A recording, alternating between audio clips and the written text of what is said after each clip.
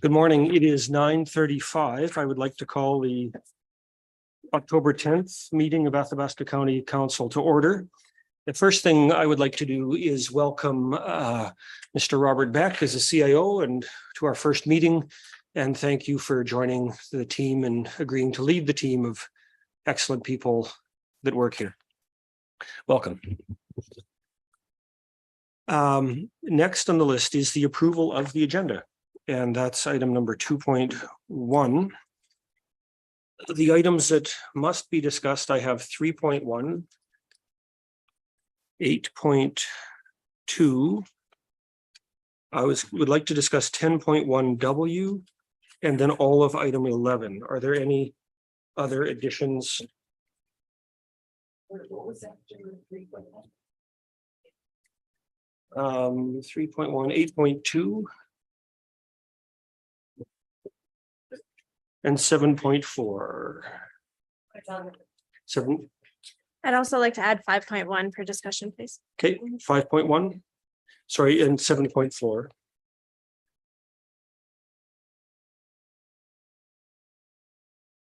Let me grab. Let's Cromwell. Moved as amended. We're not quite ready because I haven't given everybody the opportunity to add. So are there any other additions, deletions? Councillor Minns. 7.1. 10.1F. L. And 10.1C.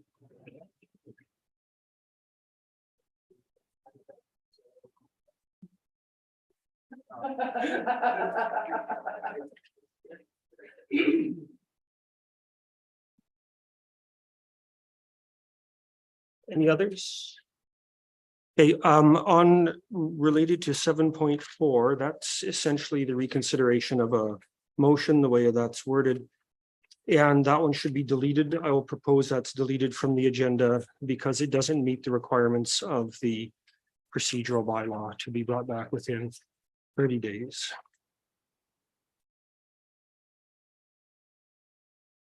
Others? Okay, so going over the list, we have item number 3.1, 5.1, 7.1, 7.4 is delete, 8.2,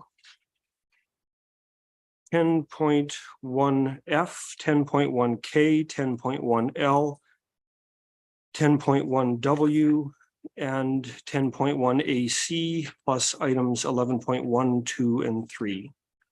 Councillor Cromwell has moved the adoption of the agenda as amended. If there's no further discussion on the motion of the adoption of the agenda as amended, all those in favor?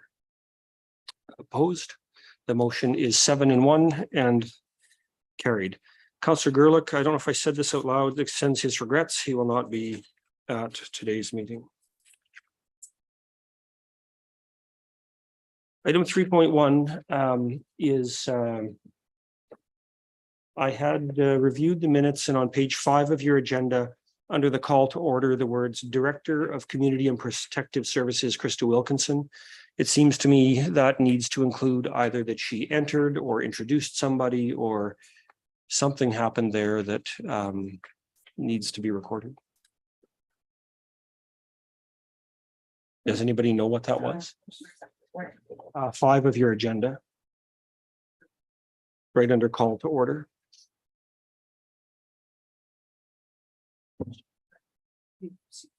That could be what happened. So that's what should say in there. Krista Wilkinson introduce CPO something.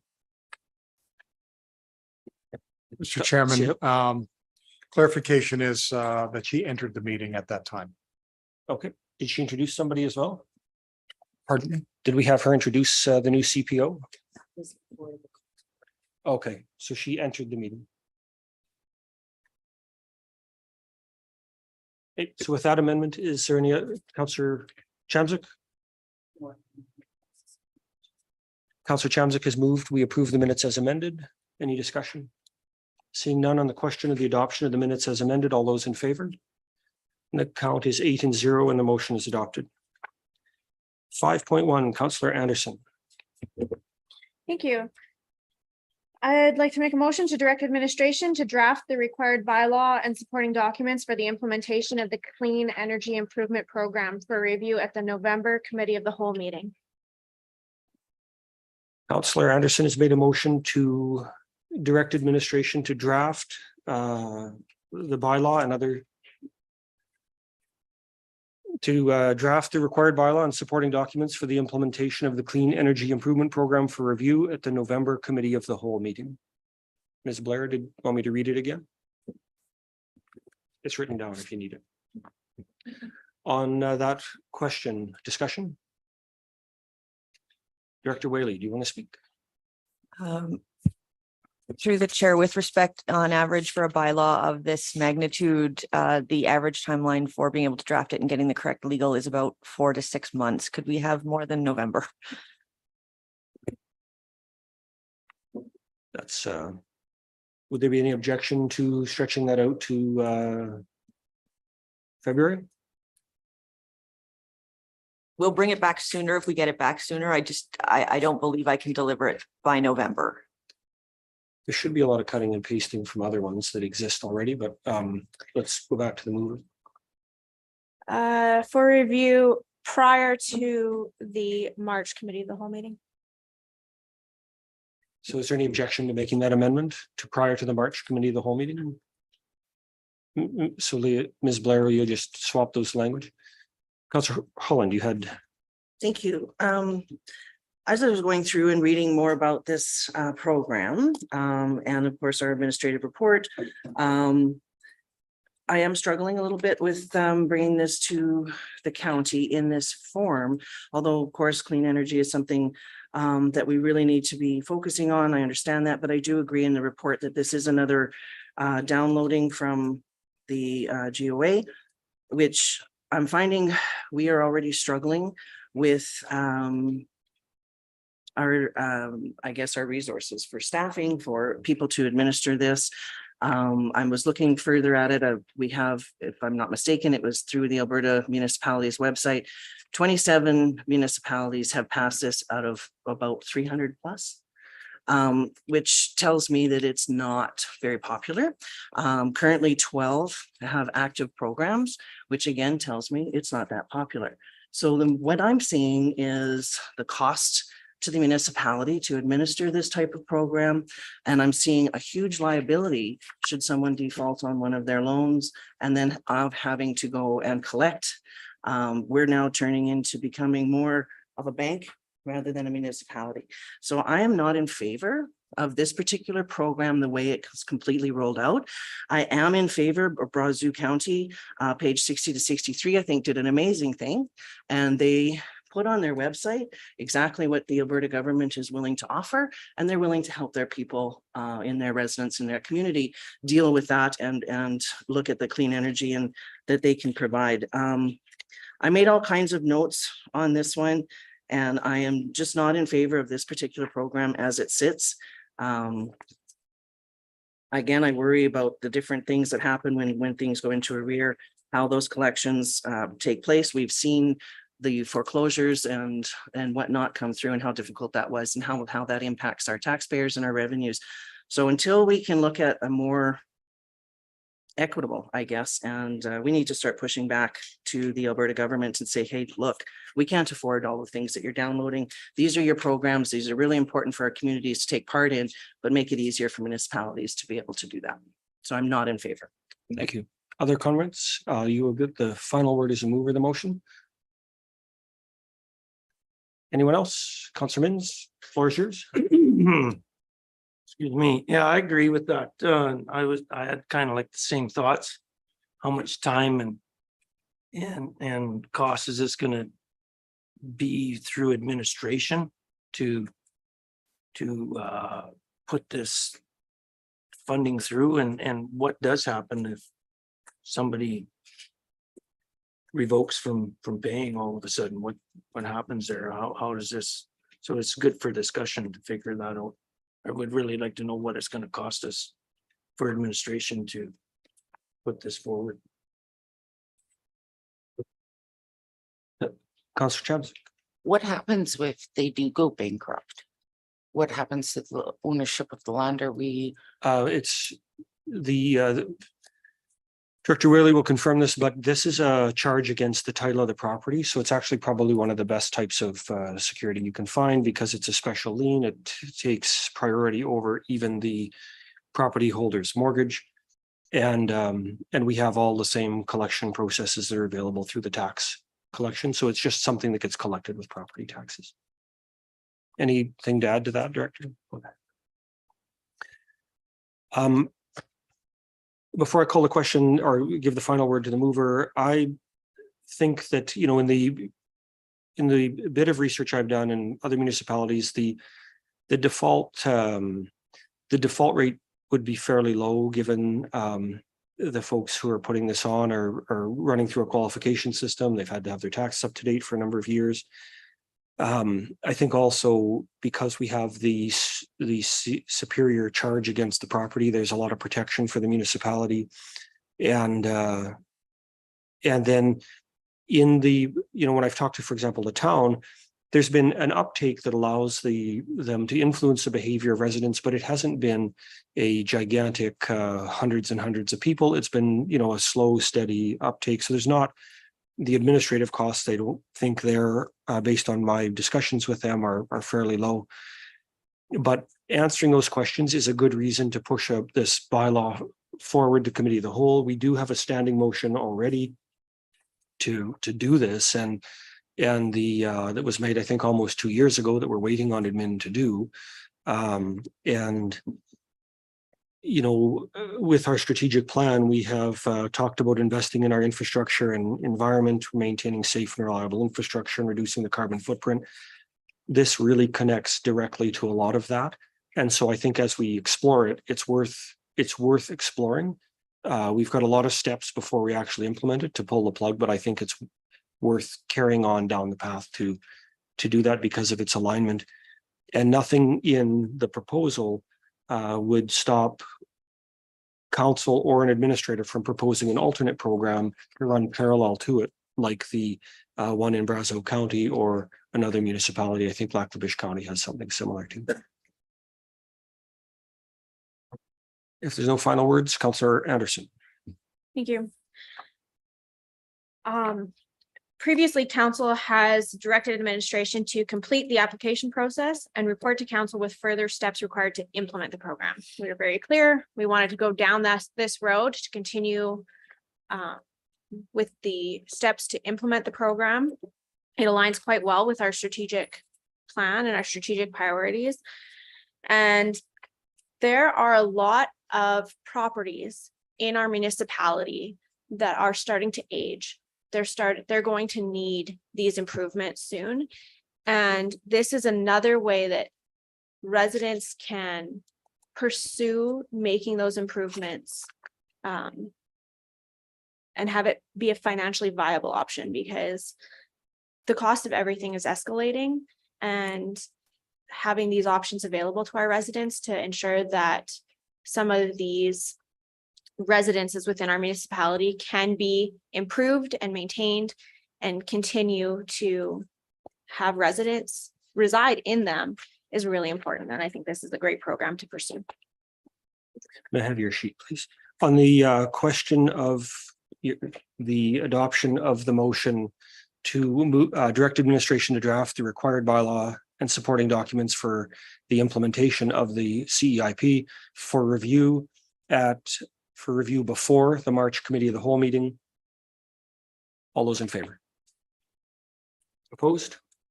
The count is 6-2. The motion is adopted. Item number 7.1, Councillor Minns, you asked for that to be on the agenda. Yeah, just to get some clarification. What did we do last year? Did we pay for the two mayors to go to the thing? And then our Reeve went to the AB Munis. Who paid for that? So the second part of the question I can answer, and I think Ms. Blair can answer the first. The AB Munis was paid for by the village of Boyle and the town of Athabasca.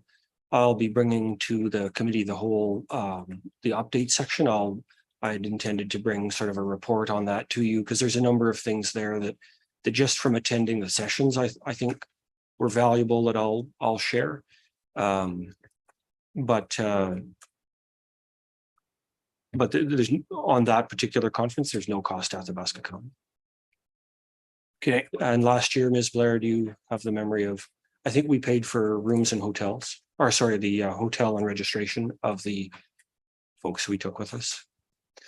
I know when we sat down with the Minister of Municipal Affairs, her comment right off the bat, I think, was, "Where's Colin?" Because we had so often spoken together and acted as a region that she just, I want to say she'd never seen us apart. Is that Councillor Holland? You have the floor when Councillor Mins relinquishes. Well, I guess, yeah, that's good answers and that too anyway, but I just wish we could get to a point where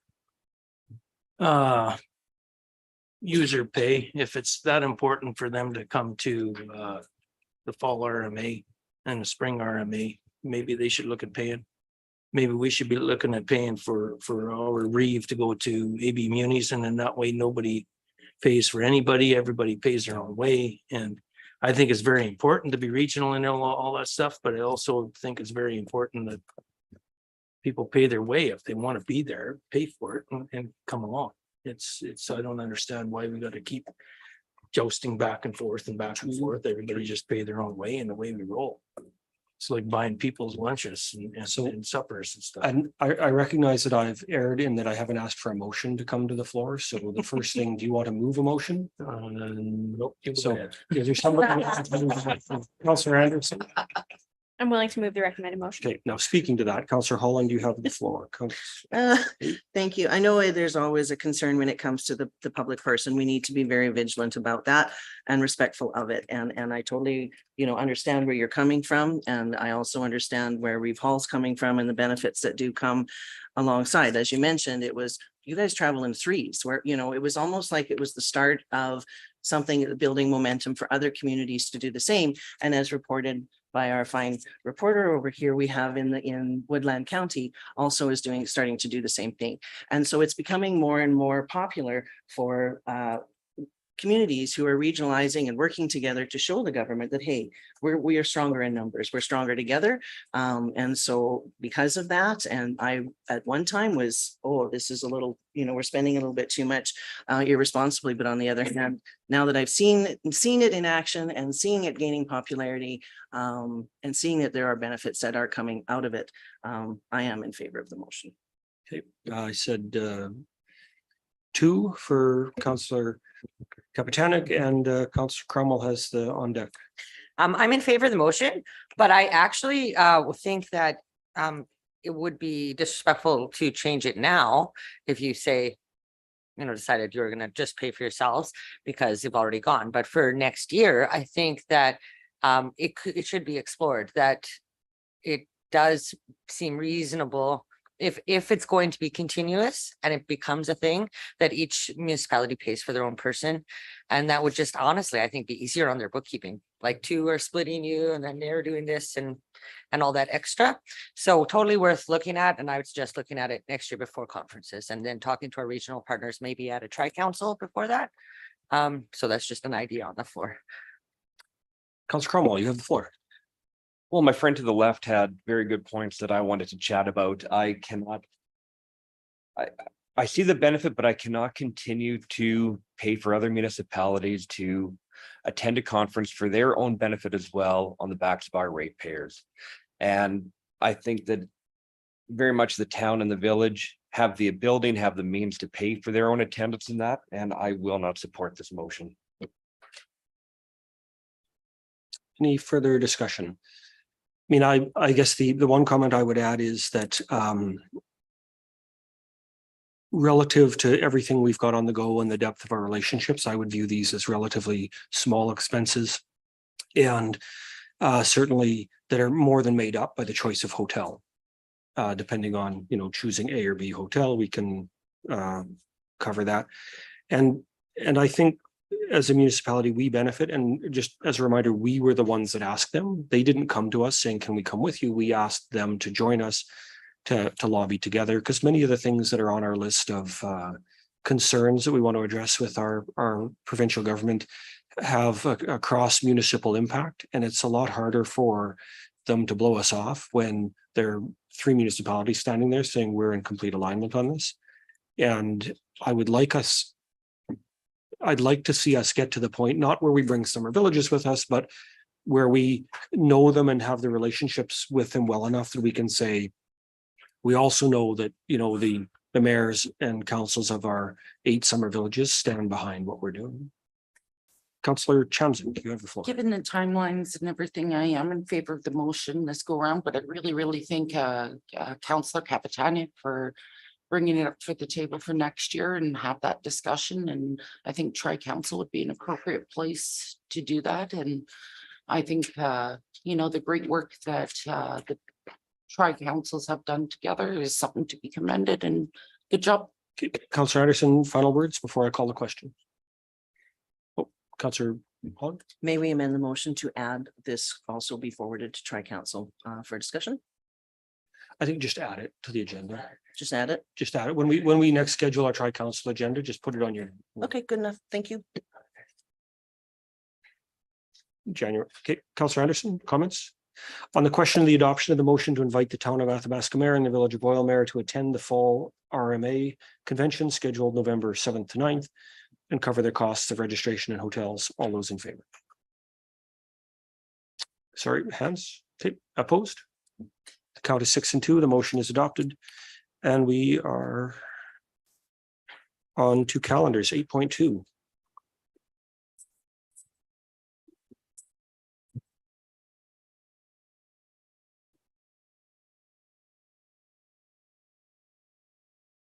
Not even get to a coffee break. Councillor Wallach, you're going to have the floor, but if you want, just slow down for 1 second. Is there something I needed to bring up that I didn't print? Okay, go ahead. Okay. October 13th, Barb Women Planning. At 9:30. ASB has Farm Women on the 13th. ASB is moved from the 18th to the 20th. Regional Economic Development Committee on the 19th. And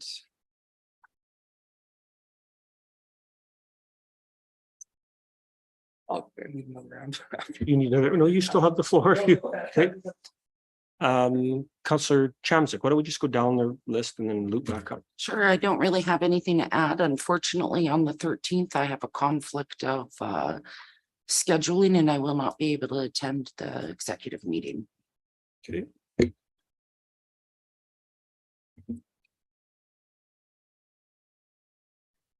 Councillor Holland, floor is yours. Thank you. The Athabasca Landing Trail next meeting is tentatively scheduled for November 17th, 9:30 a.m.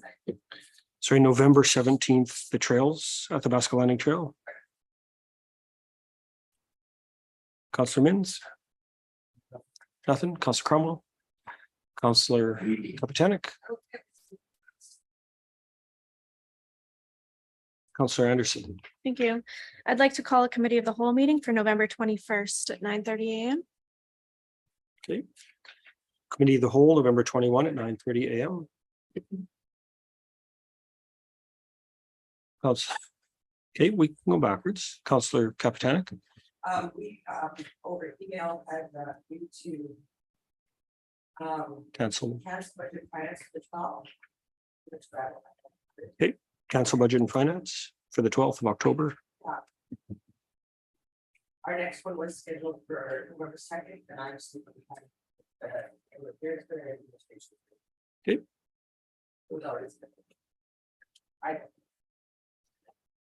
So what she said is the next budget and finance was November 2nd, and just to confirm, that's still on track. The one item that I wanted to the offer that came, so we have there's a local company called Trident Pump. They have been working on solutions for moving fluids, specifically water and wildfire mitigation, structural protection, water shuttling, and other things like that. They have decided to participate in the RMA trade show. And with the view that, to quote them, this is a critical opportunity to showcase their solution and to a vast audience. And of course, it's a fairly expensive event for them. They think their presence there is going to be useful, and they wanted to invite us to come to their shop at a time. We request your presence at our business for a demonstration at your convenience prior to the show, and welcome anyone who we think might benefit of understanding what Trident Pump has to offer. Partly because they're local. I think they're thinking, you know, if we're there, we will be familiar with them so that we can see what they're up to. I've been familiar with them for a long time. I think it's pretty cool that we got somebody in our region that's working on this type of solution. And so really the question is there a day that suits everybody before RMA that we could go spend, you know, part of an afternoon? I don't think you'd want to plan more than about an hour and a half, and just say, we got an hour, and wondering if like this, the 24th would work after MPC. So if I propose to them,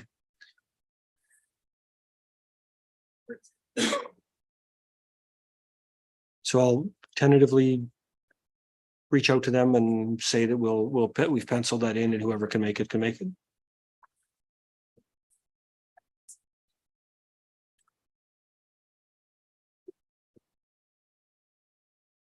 Councilor Roll. The Regional Healthcare Committee meeting on October 30th at 10:30. Perfect. Regional Healthcare on October 30th at 10:30. Any other items to adjust on the calendars?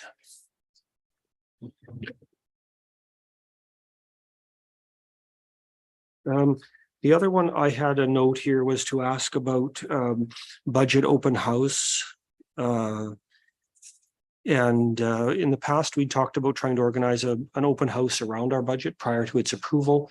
Given that the target is to have budget fairly far advanced when we get back from RMA, is there, are you ready to talk about a possible date now, you know, at the end of November to do that? I know it kind of puts some pressure on us and admin to get it to a place where we're ready to take it for approval in early December, but I think we can be at a place where we're fairly confident of what the big stuff in it is when we get back from RMA. Councillor Chamzik. I know it sounds crazy, but what about sometime in early December, you know, after hunting season? I would say we should do it at night, and most of the hunters I know don't hunt in the dark. So, Councillor Mins, the best time. Good thing your mic's not on. Of course, we know you're joking, Cole.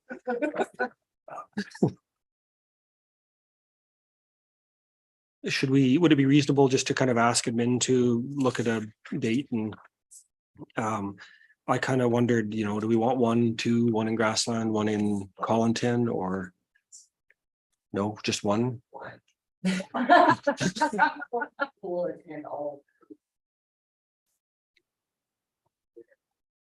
One in town?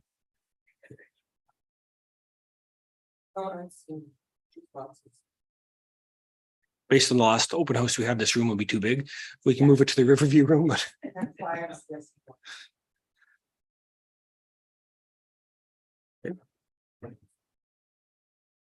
Councillor Holland, I'm just asking, do you want to pick something that's better for you? Hey, Councillor Holland, do you have thoughts? That's the FCSS Yeah, I conference. don't- Yeah. But can't make everything.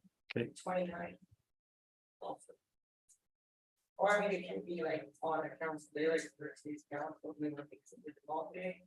That way, people in the last meeting, that was the people that are only drive. Whatever works best for everyone. Administration, CIO, any comments? No, it's early, but No, Mr. Chairman, it's just a matter of have a time for prep. That's all. So if we, is anybody that 29th or 30th kind of as the target dates and one of those dates? And that gives us some time before the next council meeting. And leave it to admin to Councillor Hall. So the only concern that I have with just having the one open house is we do have such a vast county for people to travel.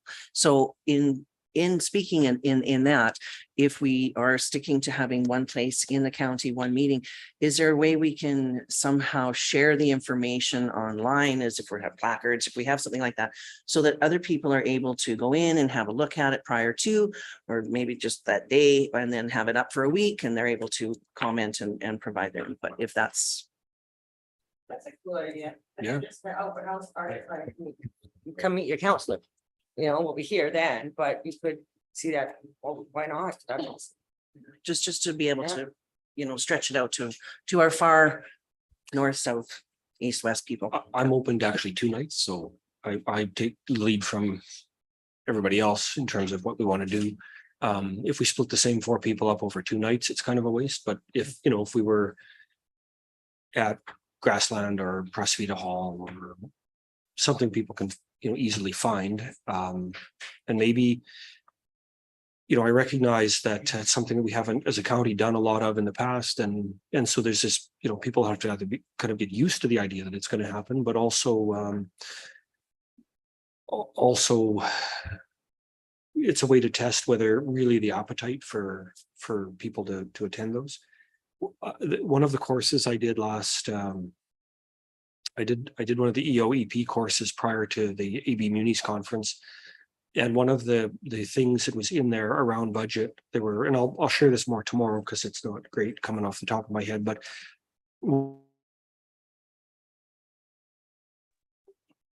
holder engagement.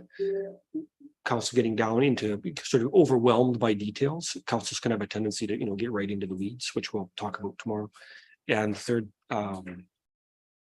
the third piece, I'll have to refer to my notes because on the spot I'm gone blank. But the insufficient stakeholder engagement, I think, the idea that we can go to our ratepayers and say, here are the services we provide. And through a couple of these courses, there's some interesting ways. It's not just lay the budget out on a table, but saying, not even the dollars, it's what's valuable to you, and maybe even this is a discussion we can include in tomorrow's call, kind of as a discussion piece. Oh, devil's advocate. Sorry, Councillor Chamzik and then Councillor Captain. I know with some of the feedback that I've gotten, like even with our strat plan and everything else, that the appreciation of it going east and west and not just centralized in town is definitely there. I'd definitely be open to budgets in Grassland, Wandering River, Caslin, whatever works, something on both sides, or, and get that public engagement, because I really feel people seek it. That's Captain. I'm willing to venture one and at Grassland. I think that that's a good central location, and it doesn't have to be here, but then you could have the placards set up here for people to come at will during business hours. But if you are going to go down the path of 2 or 3 where you think that that's going to bring more people, then I would highly recommend you make it different times. Have a morning one and or a day one, an evening one, because we just have the same time, the same people that the other 4 people that might have come would say, well, I couldn't because they're both in the evening. And so I think if you're gonna go that far, make it as much variety as possible. But I would, as our first one, offer one evening, one location, and then as Councilor Holland said, have the information available here, it's available online. If the feedback is, well, if you would have had more, we would have come, then we can look at that for next year. But we're also considering all our administration time, their evenings, their overtime, and we have to weigh that balance of benefit. I truly believe our ratepayers know how to get hold of us. They're great at getting hold of us. When they have questions, I know the people in my community are never afraid to ask. And I think that there can be a little bit more balance with getting out there, but definitely don't have to overdo it. Councillor Wallach. Yeah, I'd be more in favor of doing something more central in town. You move it to Grassland, that's 45 minutes for my residents to get there from the west, from the south too. So it's not very central for a lot of people either. So I would recommend central more so than east. I don't think it's fair to the people in the west and the north on the other side. Councillor Cromwell? And count to that, it's not fair for the people in the far areas to always come this way. I think we do need to split it up. We have to be responsible and fair to our ratepayers in all areas of the county. And I would be in favor of doing two, and then like Councillor Capitani said, look at it for future budgets and vary our times and see what interest there is out there. But if you're not going to try and give them the benefit and the opportunity to come, then what service are we doing? For residents up in my area, it's an hour drive each way. How about we give them the courtesy of bringing something their way and bring something to the other outlying districts that need it as well? Okay, so where should we leave that with admin to organize something and come back to us with a couple ideas? Having CAO. Mr. Chairman, the citizens budget survey is something I'm very familiar with. So what I would suggest we do is there's not a lot of time between now and budget adoption in December. Proceed with what you think is appropriate for the region, for the county. But in the meantime, we'll do some research and bring back some options from some of the other counties. Some other counties are ahead of us on this. So it's just a matter of what process do you think would fit our county? And it's usually a survey of some sort. It's always a survey. And it's what kind of survey, you know, and when is it most appropriate? It's usually, you know, it's appropriate when you're going into your next budget and you need to gather that input. And it's not fair to only give them 2 weeks. You need to give people some time and really advertise it to make sure they participate. So maybe we'll do some research and bring back 3 of the top examples that we could find from other counties that are ahead of us and how they do it. And maybe we'll just ask council which one they prefer and what time of the year. Okay. So the plan is to try to organize a meeting somewhere, provide some advice to us on that, and then also to do this other research and. Correct. I was made aware at this course, just for everybody's interest, Lac-La-Biche County has an interesting app that you can go with. You can fiddle with their budget on, and if you said, oh, I want to double the number of times to grade the roads, you put that in and it'll show you what the impact on your taxes will be. Or something like that. I didn't sign into it, but there was an example on the screen. Okay, in terms of a motion, it would be in order to take a motion to adopt the calendars as amended. Councillor Cromwell has moved. We adopt the calendars as amended. If there's no further discussion, all those in favor? The motion is adopted 8-0. We are at cruising along. Still not time for coffee. Item number 10.1 F. You want to break? 10.1 F, Councillor Mins, that's you have that on the agenda. Yeah, I just thought I would give just a quick update at our last meeting, October 3rd. We had a meeting at Foyle regarding with the Water Commission. Work is progressing on the fiber optic line going into the water treatment plant here to get them hardline internet. Work on reservoir cleaning actually helped really good this year. With the water being so murky and muddy down in for pumping, it actually they drew down the reservoir, so the edges could be cleaned out of mud, debris and stuff. There's actually a fish in there. Was that you? No, I wish it was, but so don't know where the fish are coming from, but there was a fish in there. Well, you think he had to get sucked right up the pipe? Eh? That doesn't make any sense. They've been in there for a long time, actually. The fish have been in there since the beginning of pumping, and that's when now with the new screen on the intake. Now they're never going to get through anymore. Yeah. It's the old long-term residents that have been Yeah. keeping it well Well taken care of stocked. in there. A little discussion went on trying to figure out possibly some solar power ideas for up around here.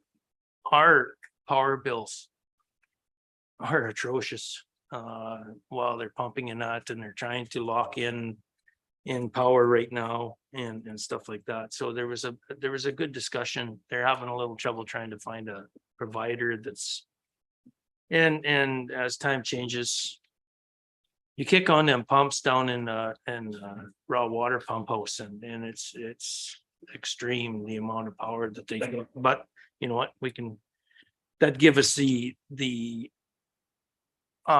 perfect time to actually drain down the reservoir to clean it out, to help with cleaner water coming up.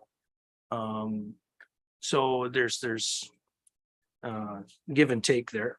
And then started on the budget for 2024. Hope to have it passed, hopefully at the next meeting. Maybe not, if not, hopefully in December.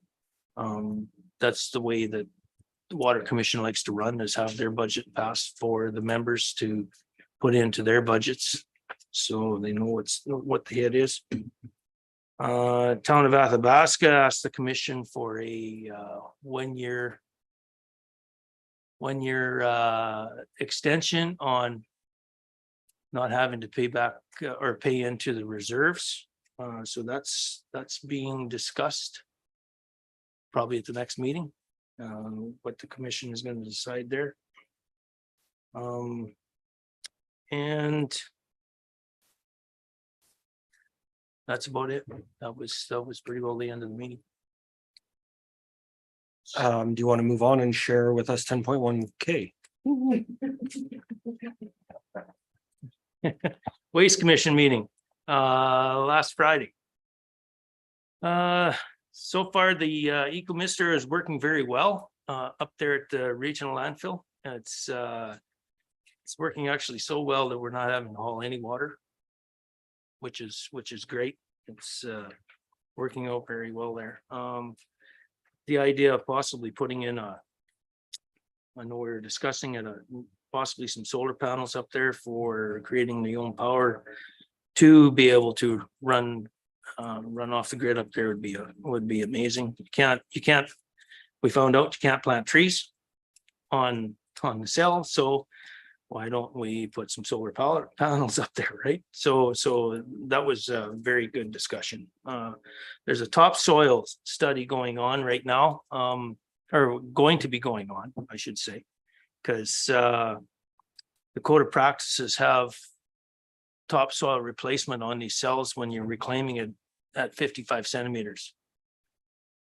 There could be maybe a couple of spots in Athabasca County that maybe, like Grassland's got some terrific black dirt areas, and Division 9's got some tremendous blacktop area. But so they're going to do a study that way we don't have enough black dirt taken off, topsoil taken off of these spots to put 55 centimeters back on. So Yeah, the idea is that the request is to return it to a standard that exceeded the natural state. And topsoil is the dressing that goes on top of a meter of compacted clay. So it's not like there's garbage just below the surface. It's just the dressing on top.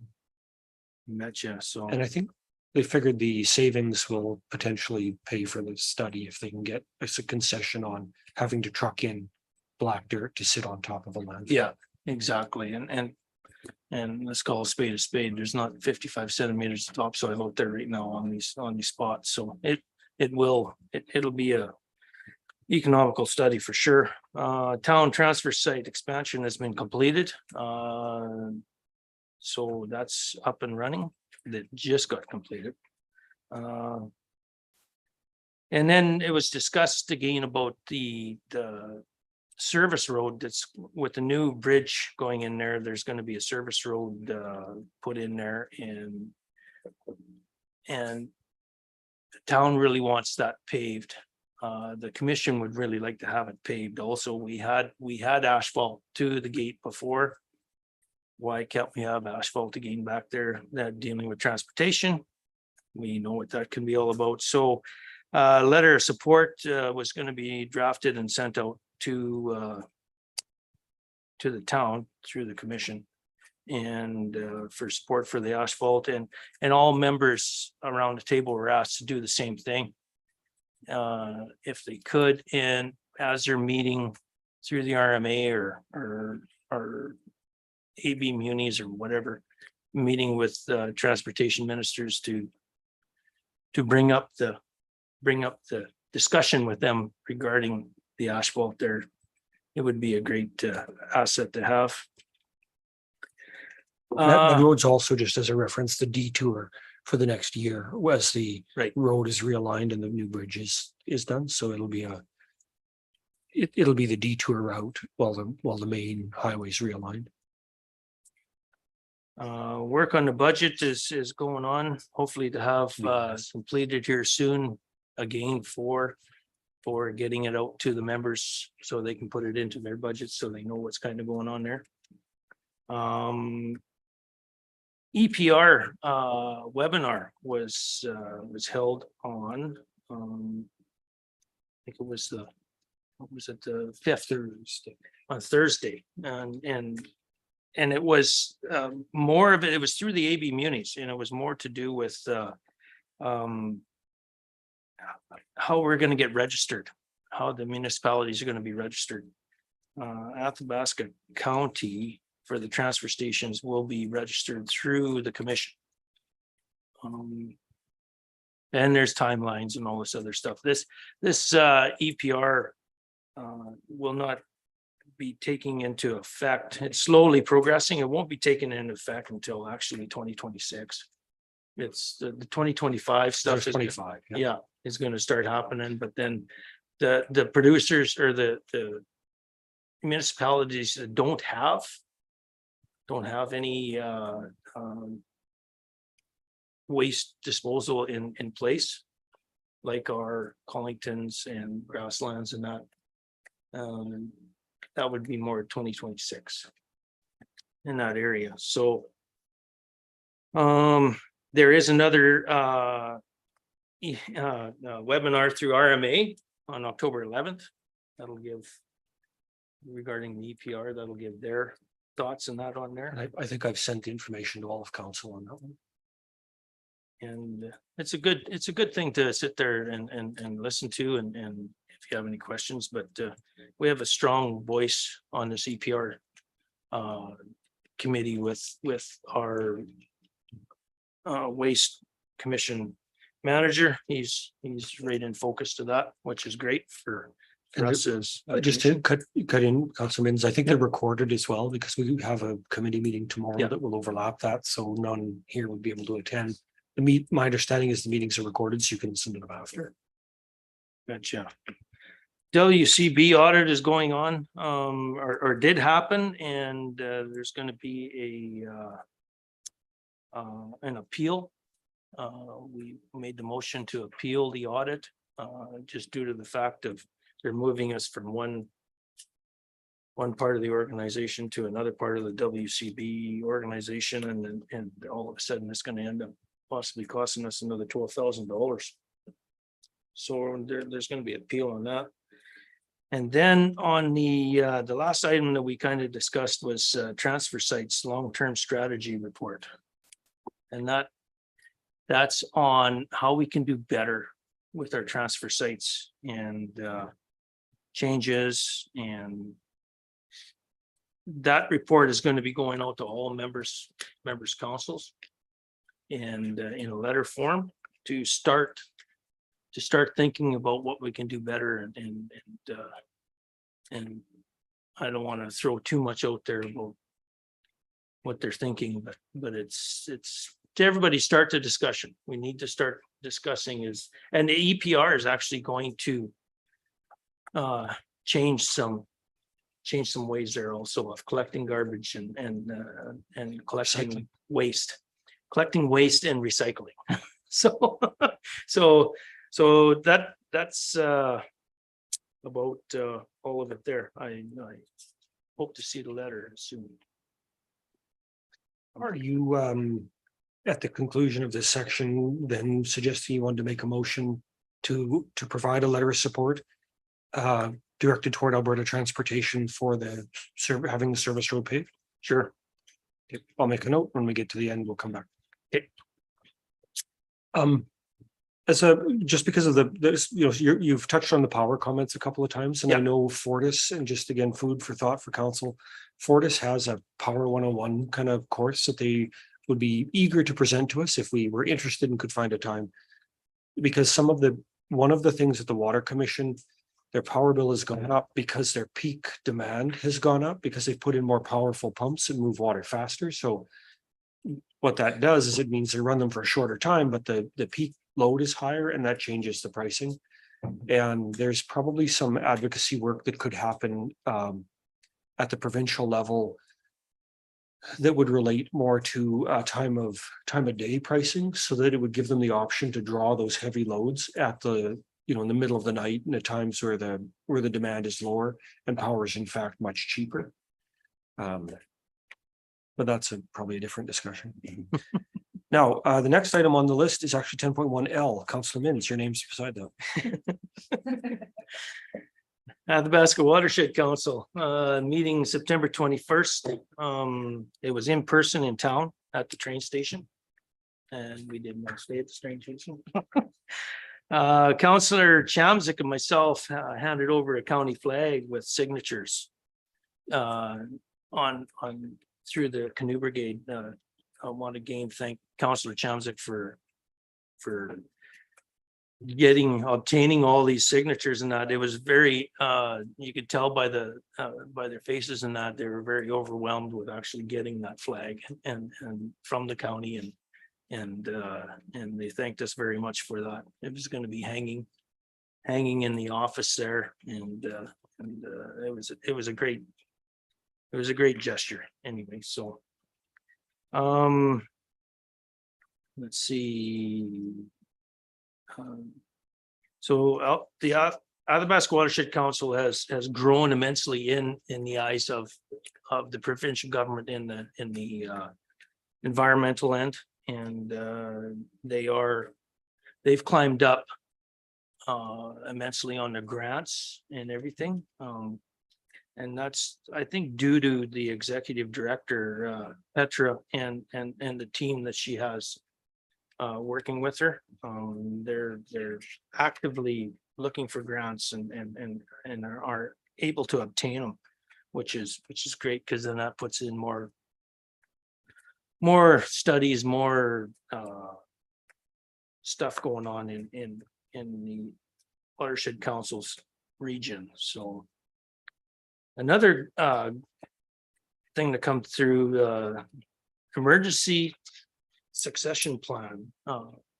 There was a draft of succession planning for the director, if short-term and long-term. That was a great read, and it's point blank on if the executive director has to leave for 3 months to 6 months, or if the executive director leaves, it's just an idea of how everything progresses through the Watershed Council.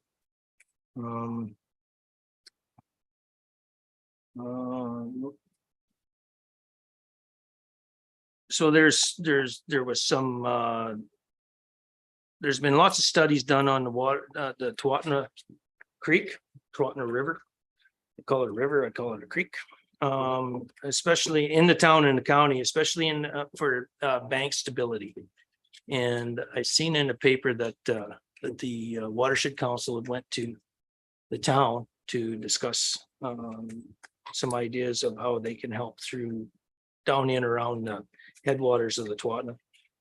And then I think they want to come and talk to Athabasca County regarding the same thing in around some of our bridges and stabilities along the trails. Stuff like that. I know the town is actually looking, they would like to see them start studying a little bit more on the Muskeg Creek now. Because it's working so well on Tuatna Creek that and especially around Tuatna Creek, the Muskeg Creek trails. So looking at bank stability ideas and stuff like that there.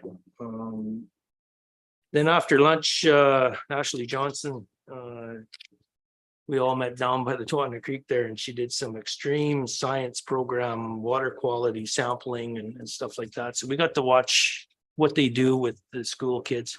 We got to see what they hand out to the school kids for being able to test water themselves and understand. I think it's just a great way of education for the young kids to understand what's happening in the creeks and rivers and stuff like that. So food for thought. That's the next year is the 15th anniversary of Athabasca Watershed Council. And so we'll be discussing celebrations, some ways of celebrating the 15 years. I did not know this, but the 20th anniversary of Water for Life program is this year. Yep. So, and lots of great information comes out of there. You can just obtain it. So, yeah, and then the next meeting is in, I think it's November. And that'll be at Spruce Grove. Wow. Sarah, thank you. You betcha. You're coming up next after, there's one brief intermission and then you're back on deck. My intent would be to finish item 10 and then break for a brief recess as we move into close, just so that everybody's aware, and plus we need a break sooner. I put 10.1W on the list, which is Greater North.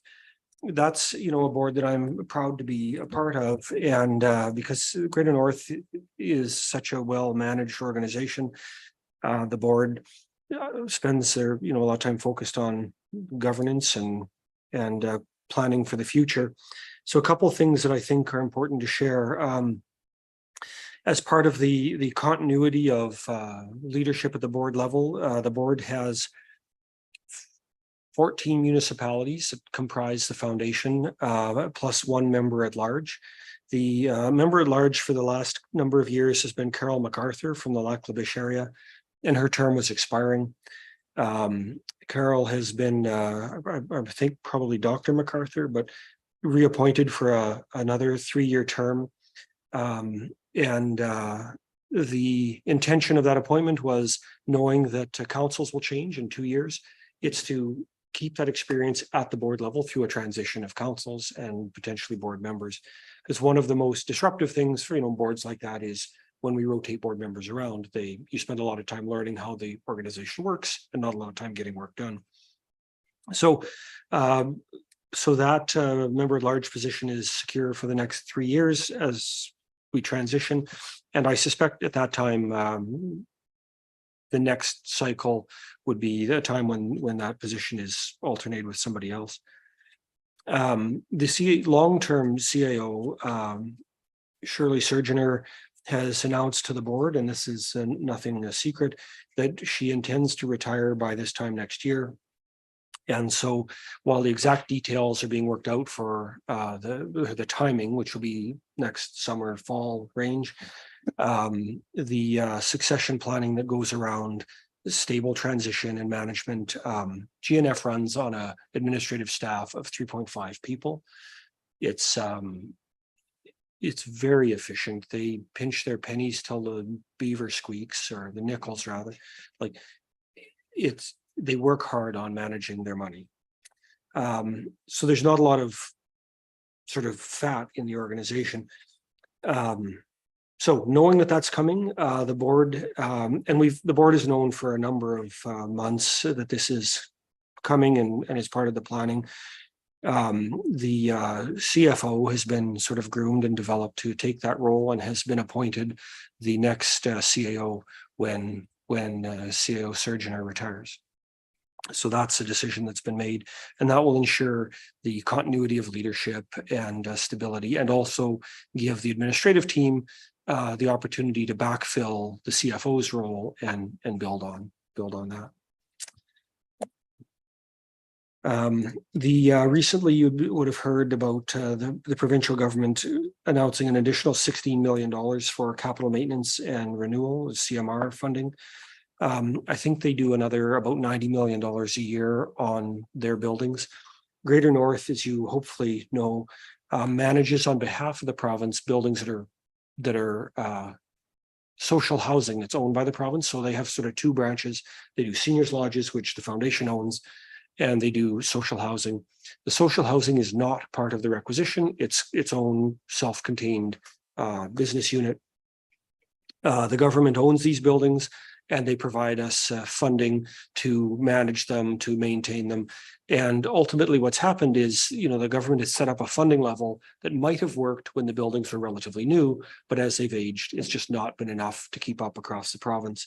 So they've added $16 million. I can tell you that's nowhere near enough, and that amount of money could be gobbled up in Edmonton or Calgary alone.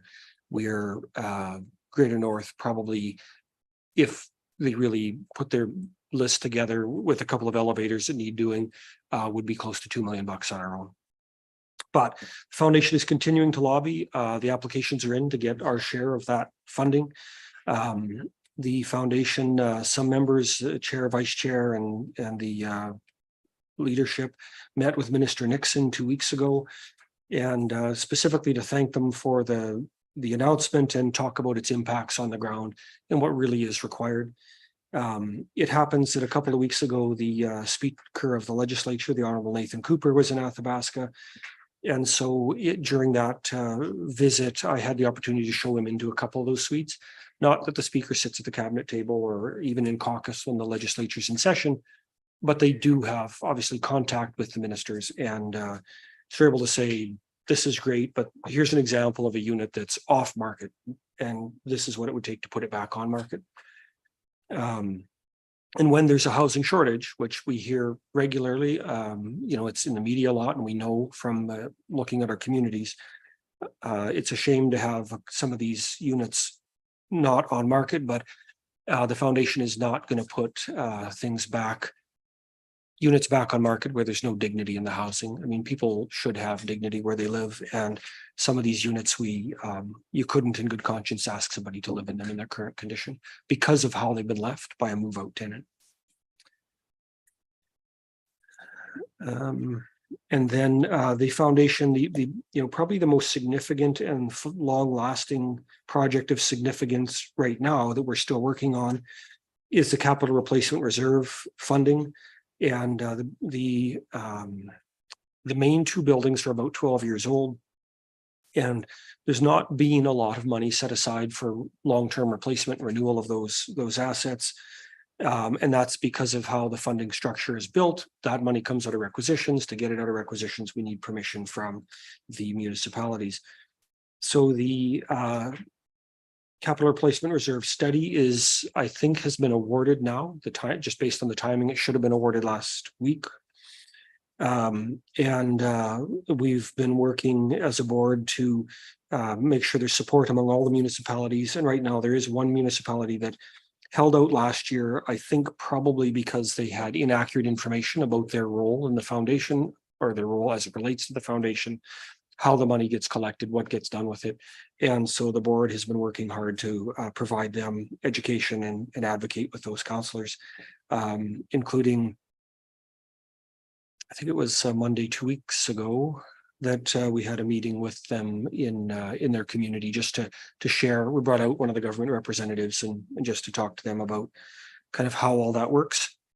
And then, obviously have been looking at the mandate letters that come with the minister to the new minister, I guess, and looking at how that fits with what's happening, including, the review and the potential expansion of the lodges in the future. Although I can tell you, it's almost impossible to look at an expansion until you've got some money to help with your end of it. And so until some of those reserve funds get set aside and we're adequately looking after what we've got, it's pretty difficult to start looking at expanding. That also is coupled with an analysis that the board does every month of our vacancy. And right now the vacancy trends, the waiting list trends suggest that we're not at a spot where we're going to need to build right away. I think that's the big stuff there. I mean, there's little things, a boiler croaked over at Lac Alta, that sort of for me reinforces the need to have these reserve studies done so that the assets that we're trusted with the safeguarding or stewarding, we're in a position to look after them as they go. It would also create opportunities to where we could match it with other grants, because often grants require matched funding. With some of the unrestricted reserve, to look at trying to improve the efficiency of these buildings. The foundation, I think, year to date has spent between $55,000 and $60,000 strictly on carbon tax. And that, of course, is money that just evaporates. So if there's a way to be more efficient in how we run the buildings, the board is certainly up for doing that, because if you can operate them more economically, that just leaves more money for other important things that they offer inside. And that is what I have to share about Greater North. And now, as promised, well, it's been a busy month. 10.1 AC, Councillor Minns, the floor is yours. Again and again and again. Yeah. I guess, yeah, this is the exciting one that I have on the water line study extension out to Island Lake. We had a meeting October 5th, 10:30 a.m., but through Zoom. Myself and CAO Beck was in attendance for the Zoom meeting, and got to introduce him, which was nice.